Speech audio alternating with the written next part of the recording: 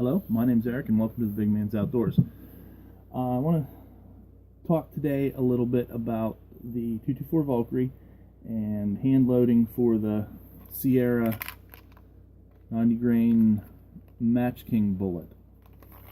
I've been doing some videos on hand loading for this particular caliber, and I'm starting to get some decent results for some of the lighter bullet, 75 grain and 85 grain bullets, but I wanted to touch on the 90 grain MatchKings.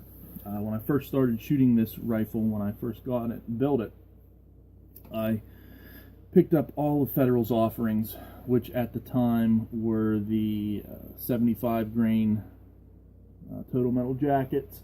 They also had the Federal Fusion 90 grains bullet, and also the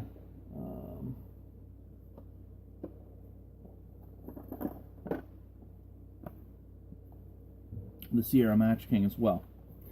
And it's kind of interesting because I've seen a couple videos come out this week related to the 224 Valkyrie.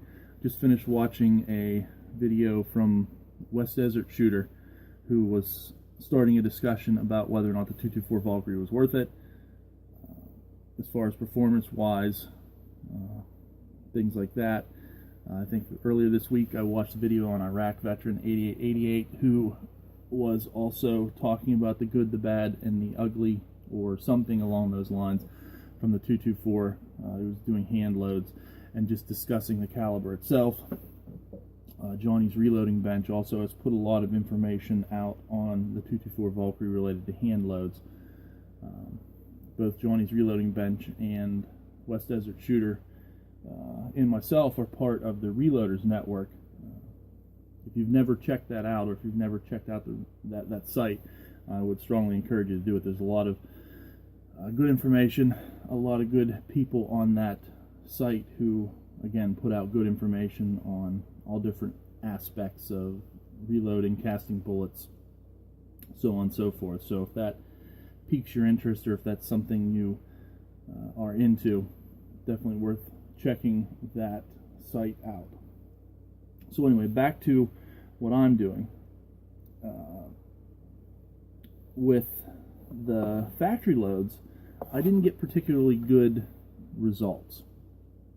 I was in the vicinity of, maybe my best was 1.25 MOA, and usually upwards of 1.75 MOA, maybe bigger than that. They just weren't grouping for me to what I would expect, or what I wanted. So I really wanted to come back to this bullet and see if I could get some decent results with hand loading. I am shooting once fired, or pre-fired Federal brass. I think most of the stuff I'm hand loading at this point has only been once fired, maybe twice, but I'm not 100% sure. I'm using H4350 and Reloder-17 as my powders, and I'm shooting Winchester small rifle primers. Excuse me while I have some coffee.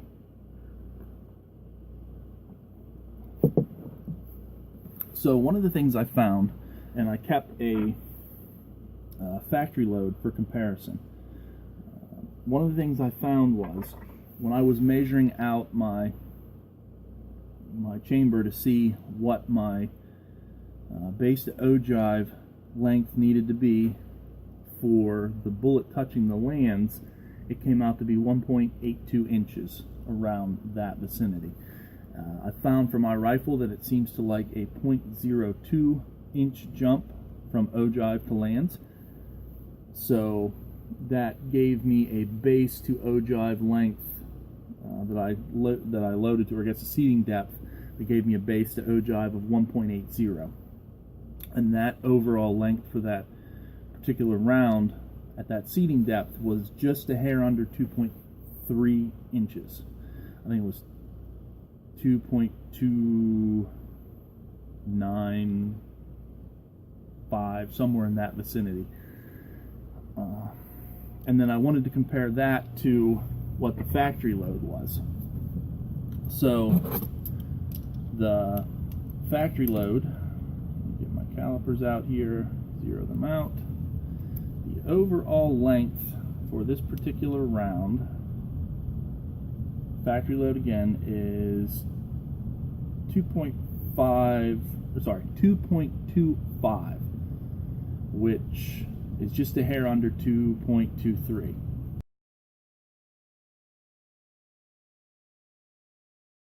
Which I believe is the Mil-spec for the AR-15 platform.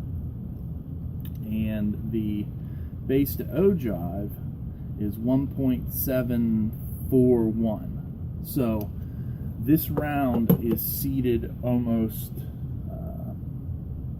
0.06 inches or 0.06 of an inch deeper than what I would want to seat this round for what I consider my optimal jump. So if I do get decent results from the 224 with the 90 grain Sierra MatchKing, that very well may be the case. I've played around with different seating depths on other bullets and it has made a difference. So that being said, I am curious to see how they shoot. Hopefully I can get some video from the range, and we'll go ahead and take a look at some range video if I get it, and then come back and take a look at the results.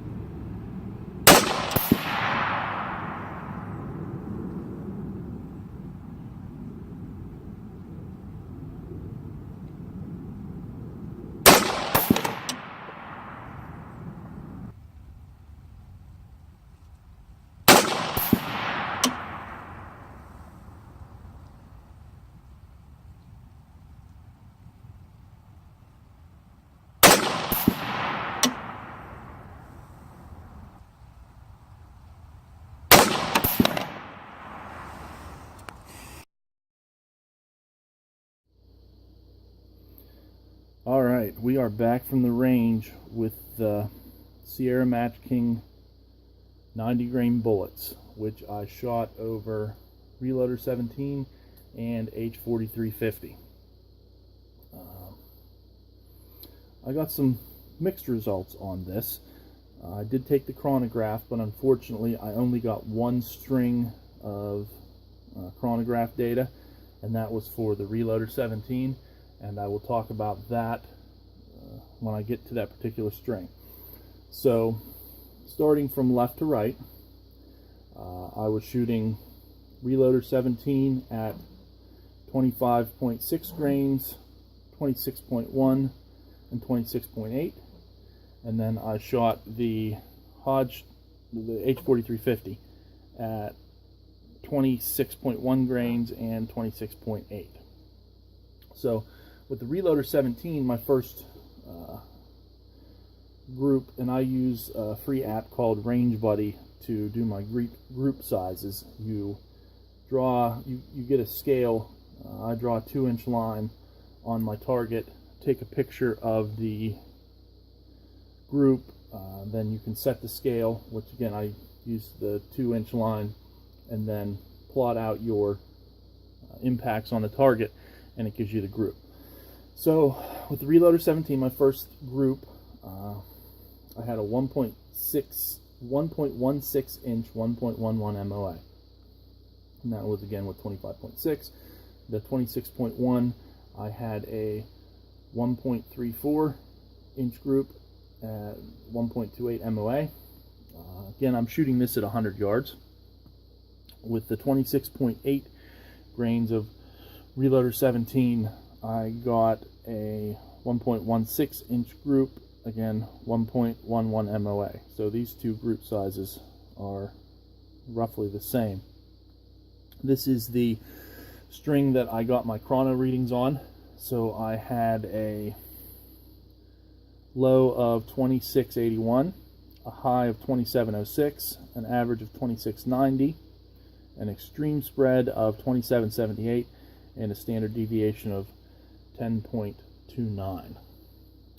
That is really what about the same as what the factory ammo talks about on their boxes for the Sierra 90 grain MatchKings for Federal. So those velocities are right there. Now, unfortunately, I did not get any for the H4350, which is what produced my best groups. This one is a 0.67 inch group, 0.64 MOA, so that's a good group.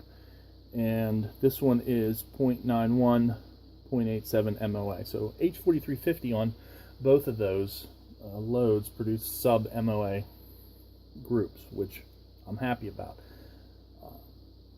I know this one for the Reloder-17, it spread out a bit and then it came back a little bit tighter. Again, as I mentioned in my intro section of this video, I am loading these a little long. I think 27.0 grains. I'll have to double check that, but I think 27.0 is the max charge that Sierra recommends for Reloder-17. So I can probably push that a bit with my extra case length. So I might do I'm definitely going to do some more H4350. I like where that's going. I might touch some more with the Reloder-17 and maybe go a little bit higher and see if I can get something to group and also get my velocities for the H4350, because I really want to see what those are. So I definitely think there's something here. Definitely with the H4350. I'm happy with those. Reloder-17 I want to play around with. So I think I'm going to load up another batch of these 90 grain Sierra MatchKings and give them a try, see what I can get for performance out of them. So again, just my experiences with the 224 Valkyrie. As I mentioned in the beginning, if you ever get a chance to check out the Reloaders Network, go ahead and take a look at that site. A lot of good information as far as reloading goes. A lot of people with good knowledge there. I learned a lot from that particular site, and maybe you will too if you get a chance. So I appreciate you watching. Until next time, this is the Big Man's Outdoors. Have fun outside.